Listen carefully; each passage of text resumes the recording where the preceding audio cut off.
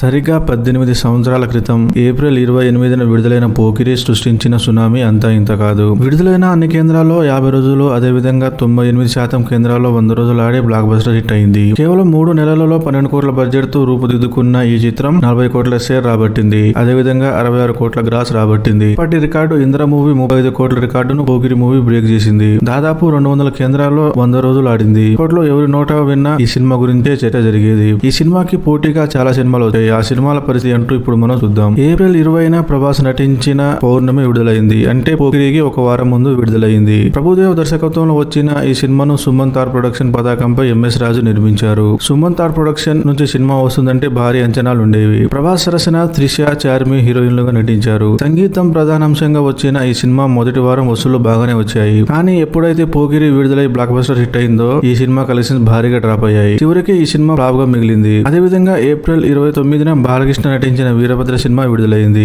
As Ravikumar Chowdary దర్శకత్వంలో వచ్చిన ఈ సినిమాను అంబికా కృష్ణ నిర్మించారు. ఈ సినిమాలో బాలకృష్ణ సరసన సదా మరియు తనుశ్రీ దత్త హీరోయిన్లుగా నటించారు. పేలవమైన కథనం తో వచ్చిన ఈ సినిమా అటర్ ఫ్లాప్ అయింది. ఈ 2 సినిమాల తర్వాత మే 3న పవర్ స్టార్ పవన్ కళ్యాణ్ నటించిన బంగారం సినిమా విడుదలైంది. ధరణి దర్శకత్వంలో వచ్చిన ఈ సినిమాను ఏఎం రత్నం నిర్మించారు. ఈ సినిమాలో మీరా చోప్రా హీరోయిన్ గా నటించింది. పోకిరి వచ్చిన కేవలం 5 రోజుల్లో విడుదలైన ఈ చిత్రం యావరేజ్ గా నిలిచింది. ముఖ్యంగా ఈ సినిమాలో పవన్ కళ్యాణ్ యాక్టింగ్ మరియు స్టోరీ బాగున్న హీరోయిన్ లేకపోవడంతో ప్రేక్షకులు యాక్సెప్ట్ చేయలేదు. దీనికి తోడు పోకిరి వంటి మాస్ కమర్షియల్ బ్లాక్ బస్టర్ పోటీలో ఉండడంతో ఈ చిత్రాన్ని ప్రేక్షకులు పట్టించుకోలేదు. క్లైమాక్స్ లో హీరోయిన్ త్రిష పవన్ కళ్యాణ్ ఇష్టపడినా కూడా సినిమా నిలబడలేకపోయింది. కానీ ఇదే సినిమా ఒక నెల తర్వాత వచ్చుంటే తప్పనిసరిగా హిట్ అయ్యేది. అదేవిధంగా మే 5న అల్లరి నరేష్ నటించిన కితకితలు సినిమా విడుదలై సూపర్ హిట్ అయింది. కేవలం 1 కోటి రూపాయల బడ్జెట్ తో పూర్తయిన ఈ చిత్రం లాంగ్ రన్ లో 8 కోట్ల పైగా రాబట్టి అల్లరి నరేష్ కెరీర్ లోనే సూపర్ హిట్ గా నిలిచింది. ఈ సినిమాలన్నింటిలో పోకిరి సినిమా మాత్రమే ఆల్ టైమ్ ఇండస్ట్రీ హిట్ గా నిలిచింది. ఈ సినిమాతోనే మహేష్ బాబుకి విపరీతమైన స్టార్డమ్ వచ్చింది.